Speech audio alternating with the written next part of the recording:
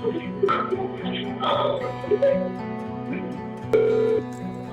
EMS, what is the address? Have you taken a drowning call before? I have. It's not often at all, but they tend to leave the biggest impressions. I do have my fire truck and my ambulance on the way. Are you with the baby now? No, they're all in the back. I'm just in front. Okay, how old is the baby? 3 or 4. Okay, male or female? No. And I just want to confirm, do you believe the baby is awake?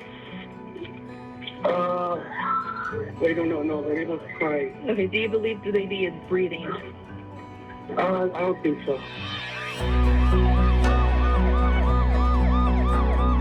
We were on the highway and then we received the call of a kid drowning. I've been to one of these calls before, so I started picturing what's going to happen, what to do when I get there on scene. So once we arrived, of course, people were panicking. There was a pool in the backyard. That's where people were coming from, so I ran back there and then I saw a kid by the pool. I saw a family trying to render CPR to the kid. I went over there and I kind of asked them to get out of the way so I could start taking over, start doing compressions to get the kid breathing again. It was very chaotic. There were people crying, yelling. People were all over the place. Emotions were high. How long did they estimate that he'd been in the water?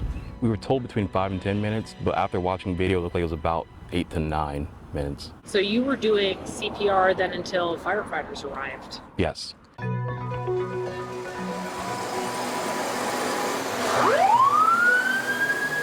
Right when we pull up, the cops pulled up behind us, so as I'm running out of the rig, they're already to the pool, and they started CPR, and these guys brought all the equipment up, and then we took over CPR from the cops. Is it hard as a paramedic, as a firefighter, responding to calls with kids especially? Absolutely, there's definitely that extra factor that goes into that whenever you know that it's someone's child and you know how that parent feels and can kind of relate in those situations. I mean, like, he started breathing, I think, right before we started leaving.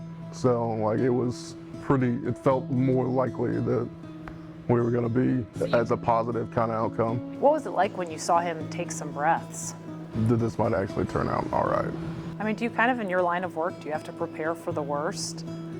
Yes. I said to them, let's get this kid in the ambulance, let's get going, because the sooner we get him to more advanced care, the better.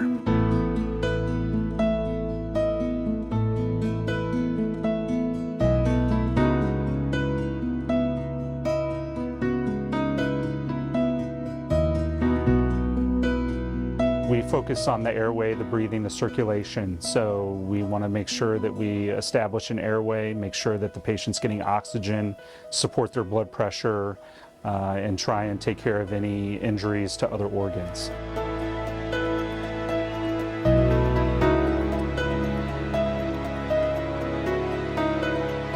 In general, how could a child survive 7-8 minutes underwater? How is that possible?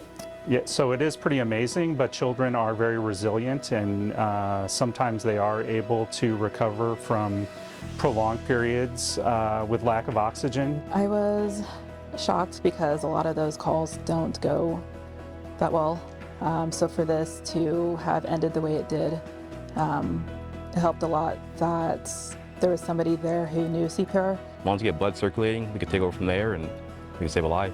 To know that he was going to be okay was a really rewarding sensation. It's an amazing feeling when you get that email from them saying, you know, kid's going to be great and fine and back to normal.